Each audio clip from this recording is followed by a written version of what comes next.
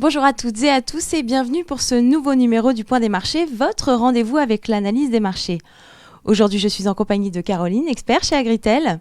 Alors Caroline, à l'aube des semis canadiens 2016, comment se dessine la fin de campagne de blé dur, tant au niveau français qu'au niveau mondial ?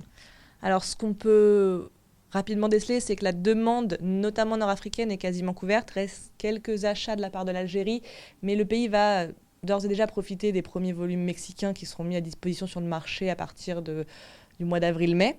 Donc globalement, ce qu'on va retenir, c'est que les stocks sont en hausse chez l'ensemble des grands exportateurs, même si cette hausse reste modérée par rapport à la moyenne des 5 dernières années. Et quelles sont les perspectives pour la prochaine campagne ? Alors, ce que nous pouvons tout d'abord confirmer, c'est la hausse de surface en Europe, plus 5% à peu près au niveau européen. Alors, on voit cette hausse surtout en France et en Italie. Du côté de la France, on est à peu près sur une hausse de plus 10 à plus 11%, répartie sur les grands bassins de production. Donc, globalement, un marché qui devrait à peu près s'alourdir au niveau européen. Du côté canadien, les semis ne débuteront qu'à partir de la mi-avril, mais les analystes font déjà état d'une hausse d'à peu près 3% des surfaces canadiennes. Donc le bilan devrait s'alourdir au niveau mondial sur la prochaine campagne. Et pour la demande ?